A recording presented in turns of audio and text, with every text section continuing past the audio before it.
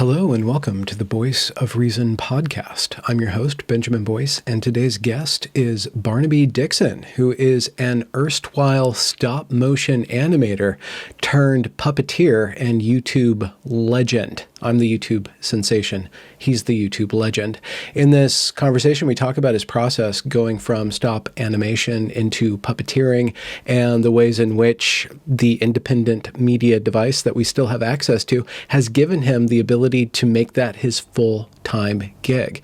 This particular episode is different from others in that I have interspersed footage from his products into the interview. So if you're listening and it sounds weird, then you're listening to parts of his videos. And if you're watching, you'll get to see what he's up to with his hands and all the things that go on beyond his hands. And I hope it gives us a little bit of a respite from other areas of life and discussion.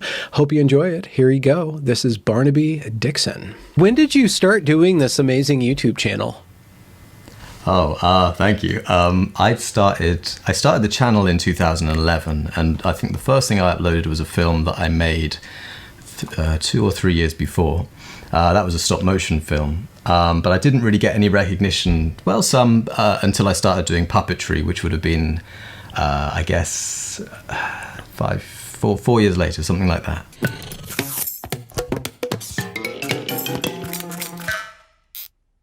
What started you on the puppetry thing? Weirdly, practicality, because with YouTube, kind of the mantra of the day, and it still is to a degree, is like the ability to upload a lot of stuff very quickly. And with a medium like stop motion, man, that's just not conducive. It's just, the antithesis of that.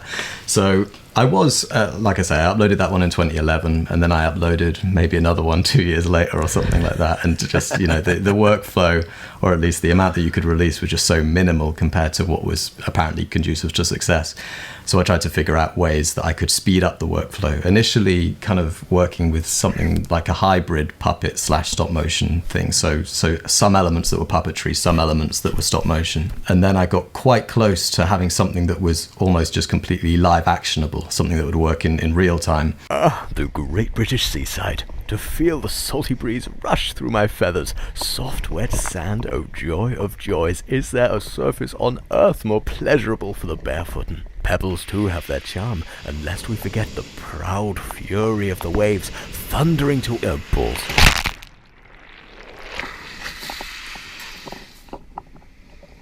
I'd like to go home now, please.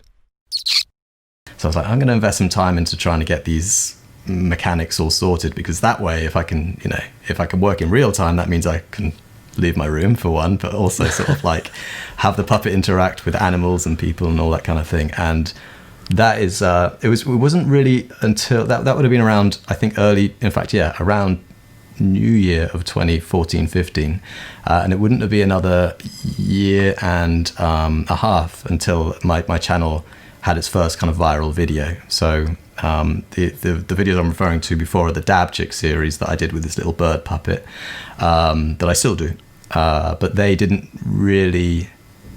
They weren't the viral video. It was a new puppet that I put up that had the channel kind of explode overnight. Hey, so I finally finished the puppet, or close enough to it. So check this out. What was different about it? I guess that's the question. What made it sort of different from the ones before, and why that one took off as opposed to the others? Yeah, I think weirdly enough, it was a very quick turnaround on that one. I literally just put my phone on the kitchen table and aimed it at me and introduced this new puppet. And there was something about, I have my theories, and there were certain elements in it that people really latched onto. Like at a certain point, it kicked a tissue across the table, and little things that, that people really latched onto. But I think the main thing, it sounds a bit egotistical, but like me being in the video actually helped, because I think that forced people to realize this thing's happening in real time. This is actual objects that exist. And I think discerning people can view the Dab Chick stuff and think, and realize, that that's a puppet in these situations. But when there's the person talking in real time, explaining what you're seeing, that there's something, I don't know, there's something less deniable about that whole thing that makes people really latch onto it. I think luck probably too had a huge part to play in it. When did you first start playing around with puppets? I think so. Dabchick started off as a stop motion / live action hybrid, and I think he was fully puppetable maybe around, I don't know, early 2015 at some point, maybe March, something like that. I think one of the first videos I put up of him just moving around in real time would have been around that time. So yeah, early-ish 2015, I guess. But I assume that you were playing around with puppets for years before then, or was it just a novel thing? I'm like, I'm going to try to move my hand around this time. I see. Yeah, well, I hadn't played around with puppets at all before then, actually. But what I did have from stop motion was kind of a sense of physics and also a sense of how to build something of that scale and what materials to use. So there was a lot of things that I was able to carry over from stop motion into puppetry. So, and I play instruments as well, so like dexterity's obviously featured and helped. There's something about stop motion too. I mean, I've ripped on it a little bit for its time consumingness, but there's something when you really study a motion and you spend kind of like a motion, not emotion, a particular motion so intensely over a period of time that it takes to do, which is a long time, any movement in stop motion, you get a very, very deep understanding of how the physics function in it. And maybe it's just a small abstraction to take that to live action somehow, compared to if you hadn't had that experience before. When did you start with the stop motion then? Was that in high school or secondary school? I don't know the names of all of your... Yeah, it's secondary school. Okay. So secondary school is probably, I think, 11 to 15, something like that. So when I was lucky because this media center opened in my town, and they ran this stop motion course. So I was, did I say I was 13? Yeah, I think I was 13 at the time. And they, after that, and this was the crucial thing actually, they ran these things called drop-in sessions. So that if you'd attended a course, which I had, you could go in after school and use the equipment. And I just made use of that from the beginning, really. So years and years just kind of messing around. And very stupid things to start with, just like characters cutting each other's heads off and the kind of the standard things that you would imagine a 14-year-old might animate. But at a certain point, I wanted to try something more adventurous, and that would have been, I guess, 2008, 2009 is when I made a slightly more advanced film. And Were you always working solo on these things? Yes. Although when I'd finished the film that I was talking about just then, I got a guy to do the sound for me. But in terms of the process, I shot it basically chronologically, as I often do with stop motion, because it gives you a good sense of the timing watching it back. You know, you don't have to wait for actors to be available on certain days, so you can kind of get away with shooting it chronologically, and you do get a sense of the story unfolding and whether it seems to be working or something needs tweaking. It's quite a nice way to work. Do you prefer working alone? It seems like you're a one-man band. Every once in a while, it sounds like you have somebody else going on, maybe one or two other people, but... Occasionally I chat with people and kind of get their take on things sometimes. There was sometimes I'll work with someone that will write something, but it's only been really once or twice. I mean, I've said this before and it sounds a little bit, I don't know what it sounds like. You tell me what it sounds like, I suppose. But it's if you work alone and you're 100% invested, then you can be sure that everyone on board is 100% invested. Do you know what I mean? Yeah. There's something to that for sure, because if you're working in a small space, I mean, my interests are not a lot of people kind of maybe don't have the patience to do stop motion. I think that's fair to say. So to rope someone into something that as specific as that would have felt pretty torturous for them, I assume. I didn't want to put anyone else through that. But you learn a lot when you do something on your own, like certainly a big range of skills. Certainly, I mean, there are people that are stop motion animators, but not necessarily filmmakers that work in companies and things. But I really do enjoy sort of trying to get an understanding of the whole thing, putting together the whole thing, I guess. Yeah. Before you started YouTube, were you dreaming about working in a studio, like the studio that made Coraline or, with the Jim Henson production company or something like that?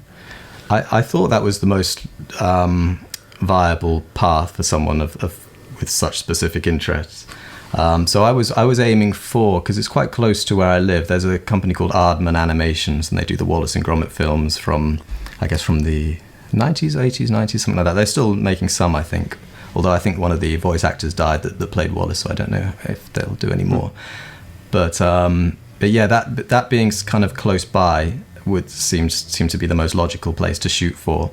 But it is quite competitive, those jobs, because they're kind of few, and also when you do get them, at least when I was applying, they were all kind of freelance things, so you never really had, I don't think, 100% job security, which, I mean, but then again, I did like the freelance way of life because you could work on your own projects in the meantime too, so I guess there was pros and cons to it. But really, I didn't get much attention from that company before I started doing puppetry, ironically. So it was when I started doing that I got phone calls from people like that and the like of people, as you mentioned too. And yeah, funny. I imagine that when you start in those companies, you're just kind of doing what other people are telling you to do. So you're only using your technical know-how. You're not using your broad range of talents. So I can see how it can kind of compress. Like specialists, really. So there'll be people, I mean, I like doing model making, I like doing animation, I like doing filmmaking. I like editing to a degree, although it can be a little bit tedious. Sound design, music's fun, all that stuff's fun. But yeah, when you get into a company like that, they will. You get to pick your lane, but you have to stick in it essentially. Mm-hmm. And that felt a bit limiting because I was so interested in such a wider range of things, I guess. Mm-hmm. Mm-hmm. I had a meeting actually with one of the guys at Aardman, and I said, does anyone kind of have the time to work on their own stuff? And he just said, no, they don't. And I think he enjoyed shutting me down, kind of. But it was a good thing to hear, actually, because I thought, maybe there is another way. And that's when I think probably around then when I started thinking about YouTube. What was that thought process? How did that come? YouTube? Yeah, like as an idea, how did that kind of pop up in your head? What were your first kind of considerations? I guess it seemed to offer a kind of freedom that was freer than even freelance offered. I knew it was a hard thing to achieve because so few people can make a living on YouTube, and at the time that was the case too. I guess it just seemed suddenly like that there was this viable way to kind of obtain stability and creative freedom.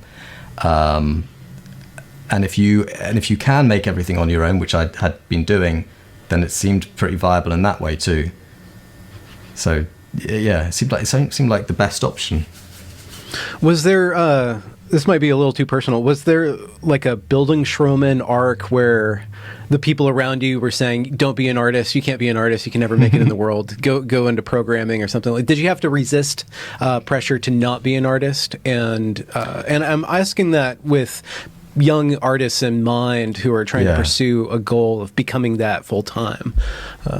So tricky I mean, it's like you'd want people to take advice from the answer in a way, but at the same time, everyone is so different and everyone's situation is so different that it's hard to say anything like empirically. Is that the word? Something like that. So like I would. My parents were super supportive, but certainly concerned because it was such a specific line of profession. So I think. I mean, I was good at stop motion. I was okay in school, but when I started to be able to specialize in the things I was interested in, I got to like the top of the class and things like that, or close to the top of the class. So that I knew that I was getting some awards and things with the stop motion. So I knew that there was a viability there in terms of my talent, but I didn't really know there was a viability in terms of an outlet. But in terms of resistance from other people, it's hard. Even internally. Like doubts. Oh yeah. I guess so. I mean, there were doubts, but they were there was something underneath all the doubts. There was always like a confidence inside that I don't know whether that was a defense mechanism or kind of just run of the mill cockiness. Maybe, maybe somewhere in there. Yeah, I think so. I mean, there were doubts, and it was concerning for a while. And I was just about to, when the viral video actually happened, I was just about to kind of enroll to my college to become a plumber, so that I could kind of have something that could kind of tide me over. But my plan was always, okay, well, I'll do that, and then I can have some free time because I've got some money. I didn't need much money to survive, as long as I could make the things that I was interested in making. And so that would have been my port of call. There was another option that I had where I was very frugal in university. I didn't spend much money. We get something called a student loan, and as a result of being so frugal, I didn't spend too much of it. So I had a little bit left over. I was like, well, I could move to somewhere like Poland where living expenses are smaller, and I could coast off this for a little bit longer, give myself a bit more time. But none of those things ended up being necessary because luck intervened. Yeah. When you started with puppetry, you described that the turnover rate was much faster. What was it like to allow your creativity to kind of go more rapidly and just kind of, what was that like? Like all those characters opening up to you, or a lot more freedom of ideas? And how did your relationship to your creativity change when you went to a faster medium? I enjoyed it more in a lot of ways, and perhaps actually in every way. I like the control that you have in stop motion, and I like the fact that you can really just nail the movement if you put the time in, whereas with puppetry, there's a little bit of a bit more chaos in terms of the physics, because you're dealing with the real world physics rather than physics that you have to kind of simulate. So I enjoyed that, and I also enjoyed not. Here's an example that I say sometimes. So with stop motion, it's creative, but it's pretty brutal in terms of the time that you have to put in. So if you have an idea that you think is an estimate of how long per second, or like a 5-minute video, how long that takes you, or something like that, just to I'll try people's heads. Mm-hmm. So it depends how many characters are on screen and the complexity of the movement and things like that.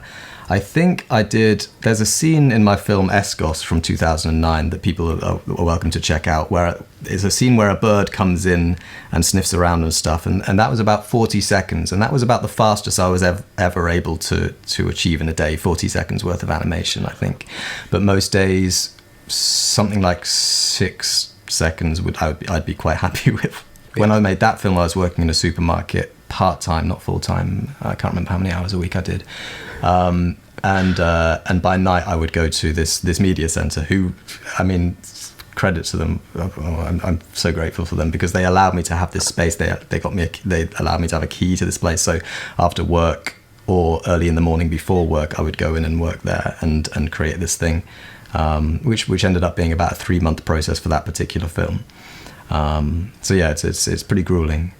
But also to return to an example I was thinking of with regard to kind of improvisation and being able to sort of take storytelling to a different medium somewhat.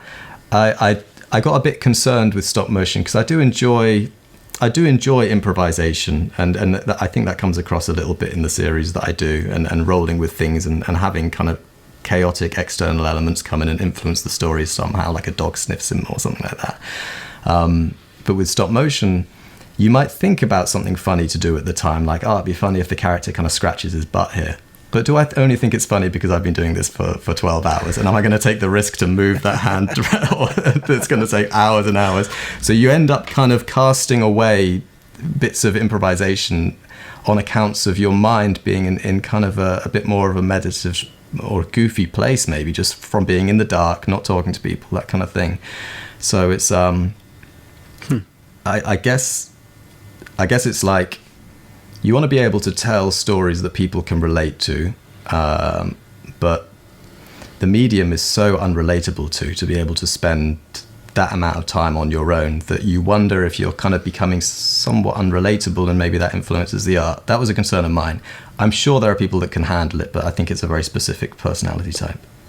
Yeah. That decision tree has a certain, I guess, form to it, because you make a decision and you have to commit. So there's all this commitment constantly. And then you get to the end of the line, you're like, was that what I wanted, not what I wanted, but it's too late, I guess, even if you're halfway through, like just the movement of a hand.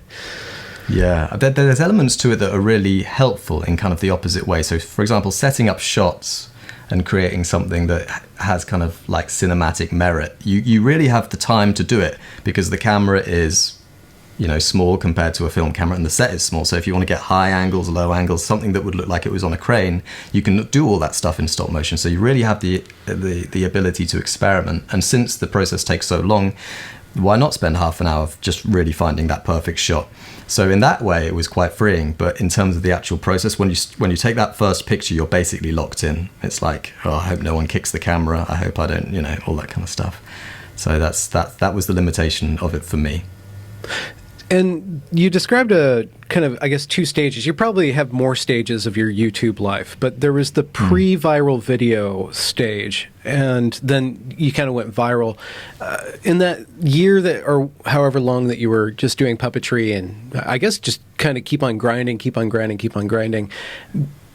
How did YouTube as a medium of connection to the audience influence you, or what was that like before you went and got in the spotlight? That's a really good question. And I think I would say that influenced me a lot, really, because, if you want to make a stop motion film that's 10 minutes long or something, you disappear and you present it, you come out at the end with this film and you put it there on the internet. But when you were creating something like a series, this was key, really. I wanted to create a short little series so that the audience, you can ignore a hell of a lot of the YouTube comments, but if there seems to be a common thread or even just a one-off person that says something, you might be right there. You can allow that person to kind of knock the direction a little bit into something that you're more happy with. If you disappear in a room, you don't get any of that, and you certainly do with the way I was approaching it later on. And you were open to that. Did that invigorate you, vitalize the process a little bit more? People were very positive, actually. I know YouTube comments get a bad rap, but I think if you were I think people got the sense that I was underappreciated. At least I think so, and they kind of were rooting for me, actually.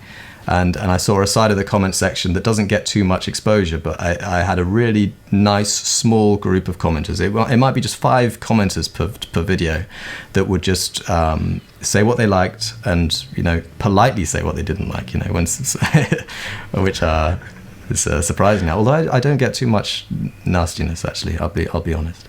It seems like what you do, you have a lot of options, so it doesn't seem like you are boxed in, but maybe you, from time to time, you feel boxed in. I should rephrase that as a question, but it's just interesting because you're doing puppets, you can do anything at all. It doesn't seem like it'll ever close down on you, but do you ever feel claustrophobic in your creative direction? No, actually. Well, it's tricky. I feel kind of spoilt for choice, really. That's what I feel mostly. And I spend a lot of time, actually, I would say most of the work that I do on a daily basis isn't stuff that is going to appear on my channel anytime soon. It's almost like kind of exploration, R&D, kind of these sort of like soul food projects that I got to do to kind of like keep myself exploring different areas. There comes a time when I do have to put a video up, of course, and I try and make that around once a month, something like that. But people seem quite, well, I won't say happy, but okay with my productivity with regard to what I put out. But in truth, it's all of those soul food projects that if I put the time in and they work out well, those are the ones that do really well, because there's been so much R&D behind it, and it takes people by surprise because they haven't seen it coming. People seem to like that. But of course, they do like the kind of more reliable characters too. So I do feel an obligation that I don't dislike, where they want to see more dab chicks, something like that. I like the character and he's forever development. So there's a creativity there as well that keeps me well occupied. One of my favorites of yours is the cop gets mauled one. It's hilarious, but on top of that, it's so jam-packed. Like every second counts. So perhaps this month Copper comes into effect, so Constable Wayne's been following me around, making sure my content isn't directed towards kids. Where is he? Oh, there he is. I can see you, Constable Wayne. I'm a potted plant. No, you're not. You're a silly, silly man. Toy Channel. No, Constable Wayne, it's puppetry. It's not a toy channel. Toy Channel. No, they're not toys either. Look, it even says on the box. Toy Channel. Ugh, I give up. It's kind of like, I guess you figure out puzzle pieces and then see which ones you can kind of jam into an episode together and which ones might flow or which ones might not. So there's a lot of that going on. I do kind of, not necessarily early on, but at some point in the process, I write out a little Google document script and just kind of get a sense visually. And it's awful. The first draft is always awful. So I do have to go back later on to try and sort of figure out the pacing and that kind of stuff. But yeah, that's certainly that's always part of the process. There's always a Google document involved. But other than that, it varies depending on what other elements are involved. You know, music or dance or a lot of comedy or on location stuff. You know. Yeah. This is a really stupid question. I get asked it and I hate it. So I'm going to try to rephrase it in a novel fashion. Again, from looking at your work, you're spoiled for choice. So it seems like your avenue of finding inspiration is just as broad as your avenues of expression. What are some of the other producers or other creators of any genre that kind of kick you into gear or light you up? I'm looking at the original question, what are your influences, but I'm trying to make it a little bit more dynamic. Yeah, no, that's a good way of phrasing it. I think early on my influences were pretty much stop motion. I'm trying to think if it was exclusively the case. Well, of course not, but a lot of them were. So like there's this guy that I followed called Yuji Trinker. I say followed, he's been dead for many, many years, but I saw his work for the first time, I think when I was around 11. And he was this guy in Czechoslovakia. He was kind of like the Czech version of Walt Disney, and he'd do stop motion films. Back at a time when you couldn't do sort of frame flipping and things like that, so you couldn't see what you'd done. You'd have to send sort of the can of film off. And bearing that in mind, the work is really, really well done. Yeah, he made some fascinating films. There's a great one called The Hand, which is from, I think, 65. And he died actually in 69, so not long after it. But it's a really, really good masterpiece and very socially fascinating. I respect so many people's work. I was chatting with the guy. I'm going to have a call with him tomorrow, actually. The guy that makes those marble machines, you know. Have you seen that one? He makes incredible stuff. He makes these, they're kind of like automatons. Is that the word? He has this crank, and it drops these marbles on like drums and stuff. So you have seen this one, yeah. So I mean, there's a lot of people that I follow who like my stuff and whose stuff I like, and it's really great to kind of meet them at conventions or something like that, and just sort of, because there's definitely a similarity in all of us, whether it's a certain type of madness or kind of dedication to something. I don't know, and so it's nice to feel that there's other people out there that have something that you have. I don't know. Again, it's sounding a bit elitist, but it's No, I don't think I understand the artistic or the self-awareness of artists who don't want to sound pretentious or self-absorbed. But I think your work, your self-absorption has paid off. So it's a significant part of your character at this point. So I don't think you need to apologize for it at all, because you do good on the amount of attention that you pay through yourself into your art. Yeah. Oh, thanks. I think it's also like an obsession too. So there are elements. It's not all, something that I would wish on. Not every element is something I'd wish on everyone. Yeah. Nothing would get done if everyone was like me. The world would probably collapse. That's true. I did want to bring up this, and again, I'm trying to refresh a kind of a tired trope when speaking with other creators. But do you feel crazy? Do you feel? Are there moments where you feel like you're over obsessed, or you worry about that? And how do you relax yourself, or kind of break out of that worry, or kind of take that feedback that you're getting from yourself and kind of break out of kind of a loop that you get stuck in? I think talking to people is good, even if it's just social interactions, and even not talking about the work, just talking about other things. Getting outside is good, exercise is good, all the kind of standard stuff that I think helps kind of de-stress lots of people. There are times it can be kind of a bit disheartening when you're working on something and you're a little way in and you're figuring out some sort of mechanism and you just become aware at a certain point, it's like, this route is not going to work. I really have to do another route. And it could be a month of work, not full-time work at least, but something that you've been thinking about for that amount of time, and it's like, is that a wasted investment? You have to tell yourself no, because otherwise how would you have known that it wasn't going to work? But those things can be a little bit tough. But I allow myself those failures, because what can spawn from it can be, the right direction and something that people appreciate, hopefully. Yeah. Well, I really liked what you said about having that soul food time, or spending so much time just kind of tinkering around. It reminds me of a great interview. Well, Eddie Van Halen was great. The interviewer wasn't, but I'm coming from the position of being an expert interviewer, and that's a joke, but I am good at interviewing.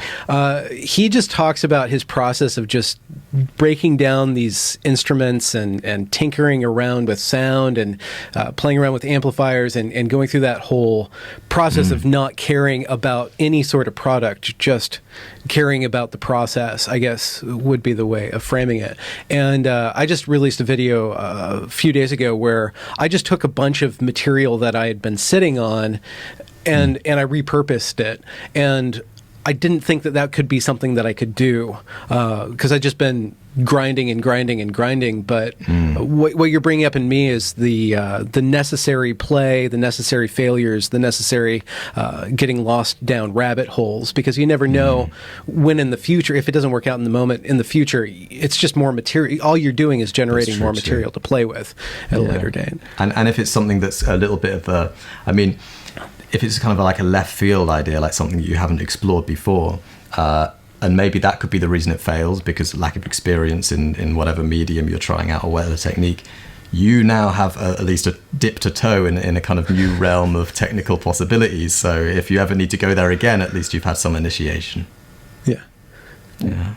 What kind of topics are you hungry to explore? Do you think in topical terms, or do you think differently? Like, are there areas you want to explore in the human experience, like relationships or anything like that you haven't gotten into yet that you are interested in expressing? I think I get a lot of those kind of things out through Dabchick. If I want Dabchick to explore a topic, I mean, he's pretty kind of limitless with where he can go, actually. And because he's like a deeply flawed character too, you don't have to necessarily do it in any way that's politically correct. So you don't have that limitation either. And if people had a problem with it, he's a fictional character, so you kind of have a little bit of a get out of jail free card. I mean, we'll see how that holds up, but I think it's worked okay enough so far. Not always, that sometimes, but it's interesting to see how far you can get to the line. But fictional characters do a lot worse things in films. Voldemort tried to kill Harry Potter so many times. In talking with other artists and people in the art field, broadly speaking, there is a worry about creeping, I guess, political correctness, but it's not just disregarding what you can and cannot say. There's an attitude of can't and what you can or can't say. Do you feel that pressure of not specifically about what is the hot political correct topic of the day? We don't have to get into the specifics, but the attitude of speech controls, of being highly offensive and limiting yourself. Does that affect you at all, or is it something you play with? Is it kind of an attractor for you, like, rather than a detractor of your creative? Actually, you know what? Somewhat, in that I feel like if you view like a certain narrative or a certain character as a kind of obstacle course, those hot button topics, if you can navigate them and not get into trouble, that is a hell of an obstacle course. So any other narrative just seems like child play, potentially. I mean, narratives can be complex in all sorts of directions, but there's certainly an element to, man, you went there and you got out basically okay. What Houdini. Yeah, right. It is a kind of, you can think of those things as kind of an obstacle course, but know that the dangers, I guess, are real, but limited again through the use of a fictional character as I do. And his opinions aren't mine. necessarily. They're just quite often they're just things I think are funny things to say. So the motivation is comedy rather than trying to preach. Yeah. The YouTube. See, I'm in a realm of YouTube that's very, very political. Like, that's just where I am. It's really great to talk to somebody who you can play with that, but you're not confined by that. Yeah, I'm so blessed. So blessed. What's it like over there in happy, fun, super creative YouTube land? It's interesting. I mean, you shouldn't push boundaries just for the sake of pushing boundaries. And I think the ones that are successful don't do that. I think sometimes there are certain creators that I can think of that do go to those places, but it feels like a natural place for them to go. I don't want to offend people necessarily, but I do want it to be funny. And sometimes there are perspectives that some people will find offensive that I have to say are kind of funny, and other people find them funny too. So the bird might express them. To that degree, I think I might be freer than most people, actually, in that I'm not the one in front of the camera. I have an ability to create it at the beginning through this Google document that I was talking about before. I have an ability to get creative with it in the middle when I'm shooting it, when other elements come into the shot, things like that. And finally, I have an ability to do the voiceover at the end and redub anything I wasn't happy with. So I really, it doesn't leave my control. So unless my thought of where the line is wrong, I can't go wrong unless I mess up. That's a stupid phrase, but you know what I mean. I'm so jealous. I know. I would be jealous of me too. Playhouse. Yeah. I would be too. Yeah. How? So that's congratulations. A good position to be in. Oh, pardon me. Sorry, I was just being grateful for my position. Congrats on the 1 million subscribers. Thank you. That's a phenomenal achievement. I don't know how many people are up there, but you're among a elect. You can find out. I think there's this website. They YouTube kind of neutered it a little bit, called Social Blade. So the real-time subs aren't shown anymore because YouTube made a change. But you can see where you rank in terms of subscribership, and it includes anyone. And I don't know where I am actually exactly. We could have a look. I think it's around 20,000 or something, which is a fairly big number. But I guess that includes like corporations and things like that. Yeah. So yeah, it's interesting. Has the quality of your interaction with the audience, has that degraded with the inflation of the numbers? Oh, good question. Yeah, that's a good question. I don't know. I mean, there's more comments, so potentially good ones could get buried. But then, if there's the upvoting, isn't there? So if there's something that resonates with a lot of people, they upvote it. And occasionally, still, I can ignore those things if I don't feel it's relevant or a correct. Quite often, someone will pick me up on something that was like, "Did you even consider this?" And I was like, "Yeah, I did, and I did it a different way, even though But sometimes something will get upvoted that I hadn't considered, and I'm like, "Oh yeah, let me take that on board for the next one." Yeah. But the upvoting quality thing helps there. Yeah. I'm sorry. Yeah. So the audience edits itself through that mechanism. Somewhat. Yeah. Is that what you meant by the question? The quality of the quality of I guess your base and your interaction, but I guess it becomes a bit less intimate. I remember earlier on responding to comments and things like that, and I don't really do that anymore. I wouldn't say. Sometimes I might occasionally if someone says something simple, but sometimes if you get a response back expecting another response, you've kind of doubled your workload. So I try not to do too much of that. Yeah. Do you have any visions of the future? Do you think that you want to do a feature film or something like that, or work with other people? You don't have to. Like, it's just so amazing. I am working with some. There are a few I sound like a complete loner, but there are some people I'm collaborating with. One. Yeah, right. Yeah. So there are some folks that I am collaborating with. There's a theatre project that's on hold now because every theatre, or maybe every project that requires more than one person, is on hold. Well, to a degree, I guess. But that was something that I'm directing puppetry for, and that involves creating the puppets as well. So we tried to work a little bit. at the beginning of lockdown to try and figure out if there's a way that we can all work remotely, and there was, but then the time frame of the release date just kept moving further and further back. So with the projects I'm taking on, sometimes I try and think how it can apply in terms of problem solving to that theatre project too, so I can kind of kill two birds with one stone kind of. But I'm not working really full time on that. There is one other project that I'm collaborating with someone that's a little bit more interviewee, and I want to try and figure out a way to where we have guests on, for example. Okay. So have the puppet kind of interview. I think that could be a kind of fun dynamic, but it's a bit out there, so it's just trying to figure out the best way to approach it. And there's a guy there that is fairly well known in radio, that retired recently, that's working on it with me now, and it's really great to bounce ideas off him, because he has a whole, decades of experience in a very different place than I've had experience in, and much less experience, at least time frame wise, with like me. Radio, as in, because I know in Britain you guys have that BBC thing that does a lot of radio plays. That's not really big over here. Is that what he was doing, radio plays and stuff like that? No, he's from New York, actually, this guy. Oh, okay. Yeah. Right. I'll keep it quiet. Sorry, I don't mean to be elusive, but I'll keep it quiet for now, just to know. I can give you like a sense of what it's like, but I don't know. It's quite hard to know if a project will come off, and especially one that's so kind of out of my wheelhouse. I wouldn't want to raise expectations for him or for anyone. But I'm really excited about it, and I'd be really happy to come on again and share it with you when it's out.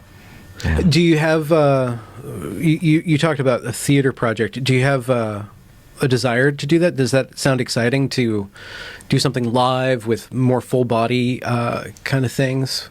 Yeah, it definitely. Like the scale is very different. Coming on, or Snuffleupagus, yeah, maybe. Definitely some big birds in this one. Yeah, we have to figure out some ways to sort of take what I'm doing and make it larger.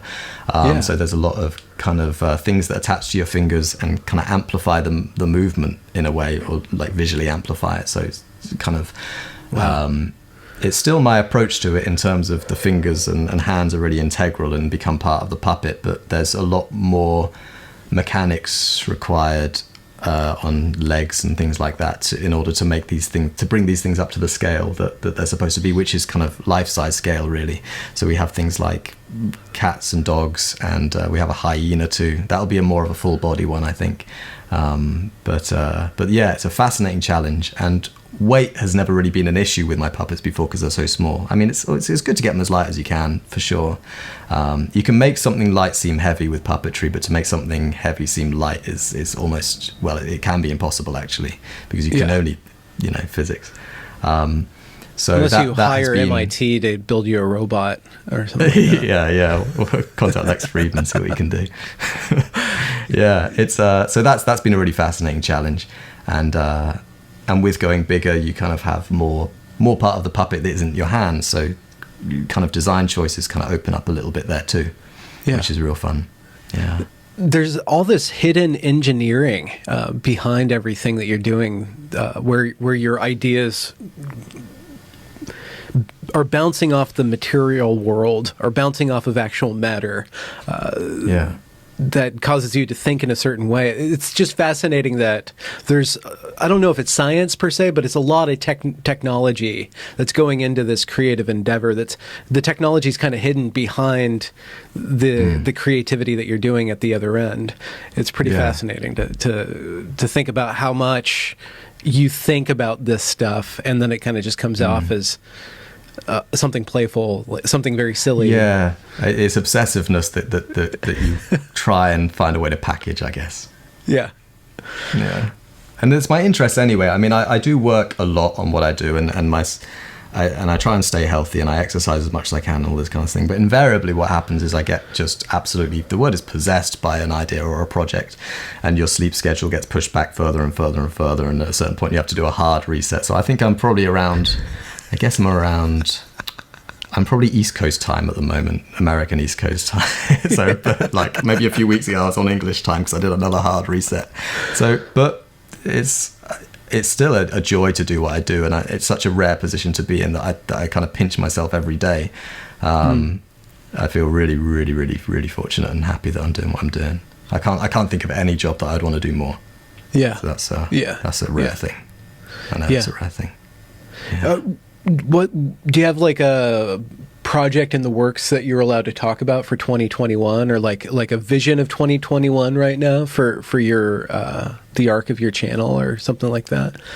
Well, I think I've been doing a lot of these kind of like soul food projects that I was saying about, where and a lot of them are starting to kind of evolve and come off into something that looks close to resembling something.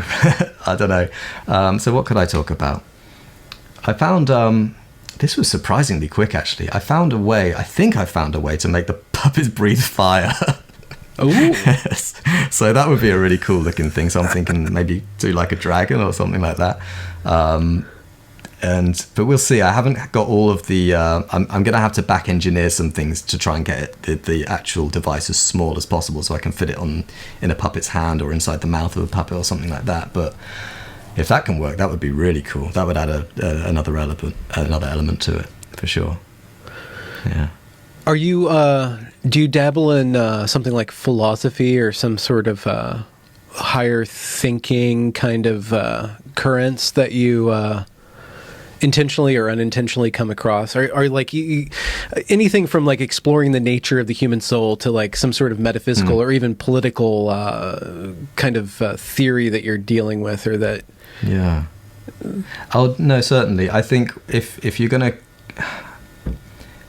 create stuff that seems well thought out, I think you have to think about things in every aspect of. I mean, what do I mean? I guess I'm creating something that is in a cultural realm. So culture, be it politics, be it kind of philosophy, things like that. I mean, I don't read very much. I don't read very well. In fact, I listen to a lot of audiobooks and a lot of podcasts and things like that. Your one I listen to a lot, and I have it on in the background while I'm sort of working with my hands. You know, even if I was much of a reader, I probably wouldn't have the time to, you know, use my hands and eyes and stuff. Yeah. where I can be putting them somewhere else and working at the same time. So I don't know. I absorb a lot of stuff. Actually, I usually have something on in the background, and that, I don't know. There's just so cool to live in an age where you can just stick. You're spoiled for choice, really, with what you can consume.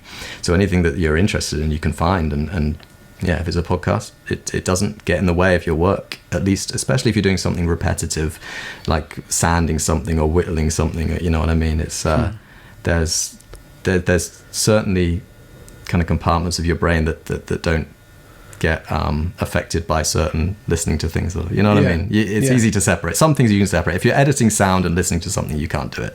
But if you're listening to something and working with something visual, then you can do it. Yeah, I can. Yeah, I'm jealous of you in that respect, where my work is so verbal that I can't even listen to music while I'm doing anything. Like my everything's in language, so it's hard for me to find the time to.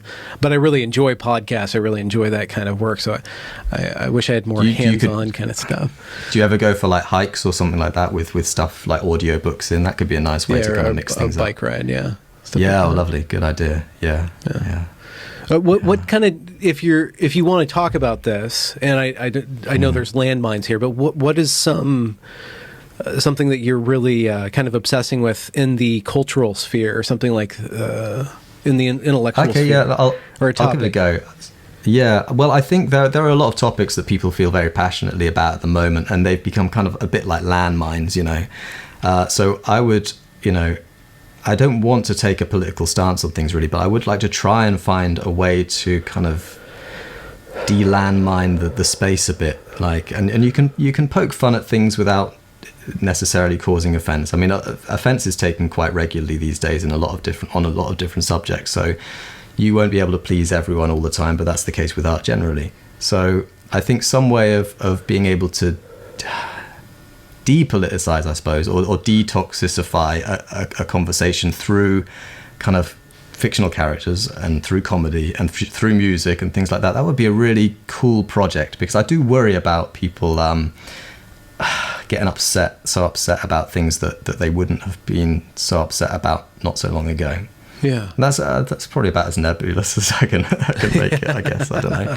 To be somebody who's very visible, somebody who's very public, to resist, in my wheelhouse, it's a pressing concern, not not to be pretentious so much as to be captured by my audience, to end up just preaching to the choir, to provide content that people expect and that reinforces their notions, their preconceived notions. And you have I can understand certain creators in my wheelhouse that I think of as entering into a fanarchy, where the fans are the ones that are guiding the channel. The fans become kind of yes men and kind of stoke the fire that they well, feel worse, most you become the yes warmed men by. of them in a way. That's true. Yeah, that's a good way to look at it as well.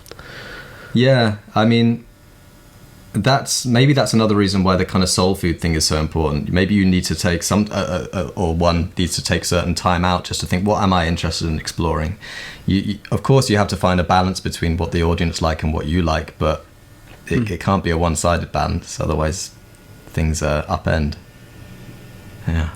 Do you obsess, or to what degree do you think about your channel as a business that you're growing? Are you free to not think about it that way?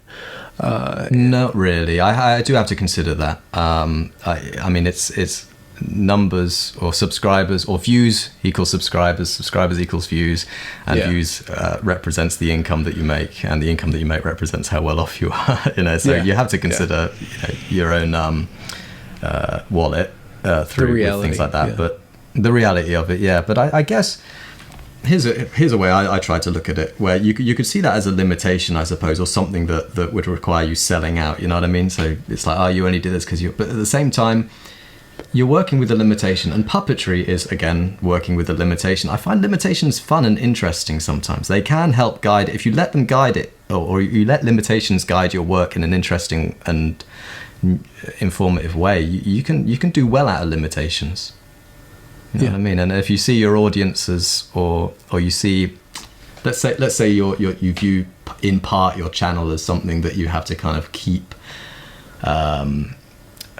churning over in a way that feels a little bit of a chore sometimes, or something like that.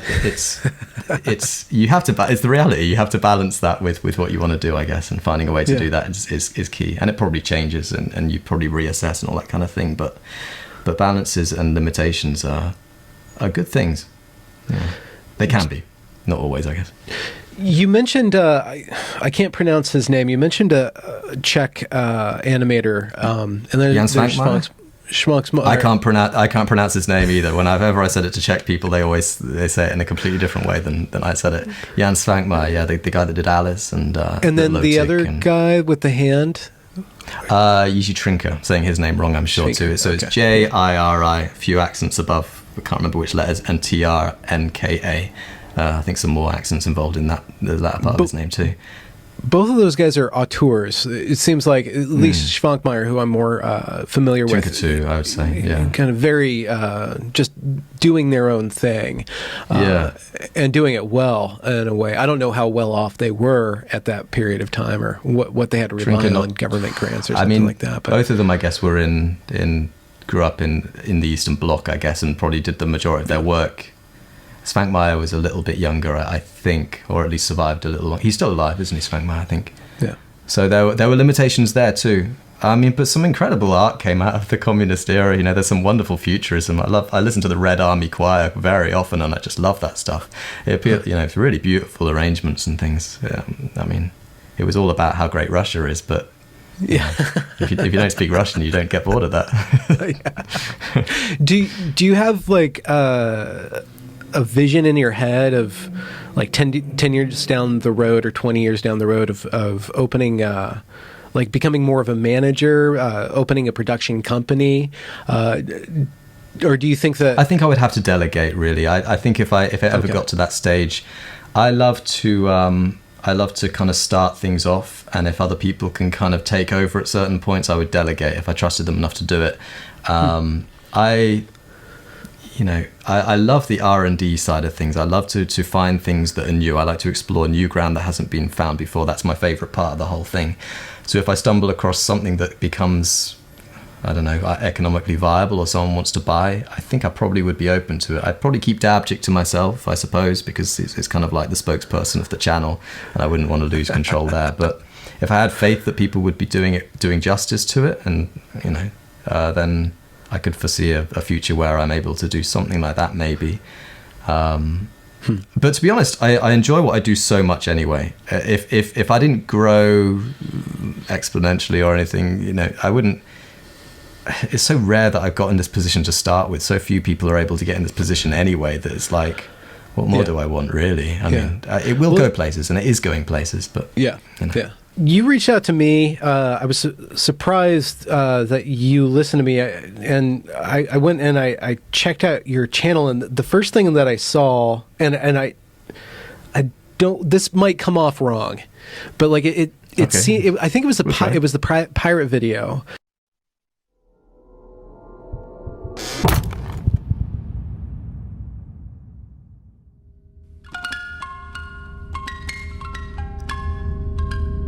Alright, tonight I got a tale for you about sirens.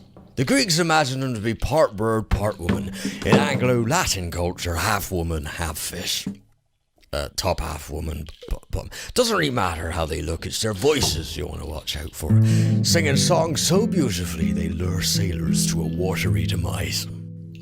And it was like you had God in your hands, like you were channeling reality through you were able. There was some sort of. Do you mean the one with the siren and like the ghost story one? Yeah, the ghost story one. Oh yeah. But there was just like a very transcendent quality to your movements. Like you were.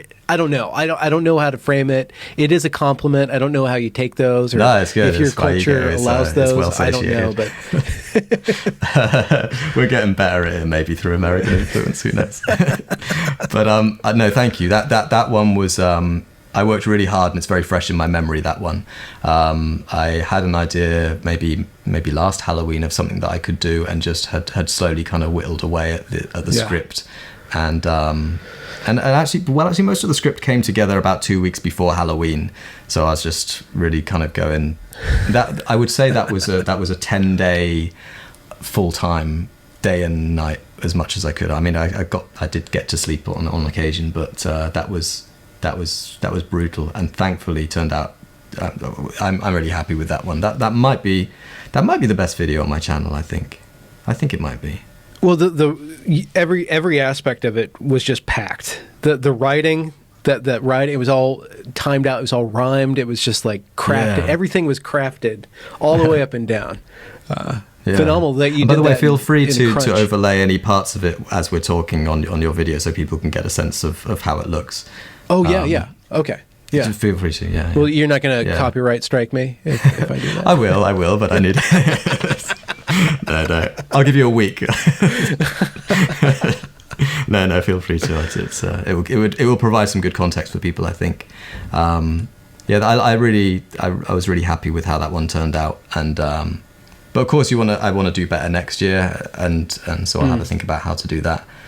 But it's like I say, I think probably in terms of shooting, that was about a 10-day turnaround, I think. The sound and everything, maybe add another three or so days to that. It's still like half a month. Where it's not long. It's not a long process really compared to the stop motion animation. So the viability of it just kind of really blows me away when it comes to time frame of stuff. I mean, it was a puppet that I'd made before, so you could add that to the time that it took to make, I suppose. But then we're just splitting hairs. Yeah. Lucky, how fortunate position to be in.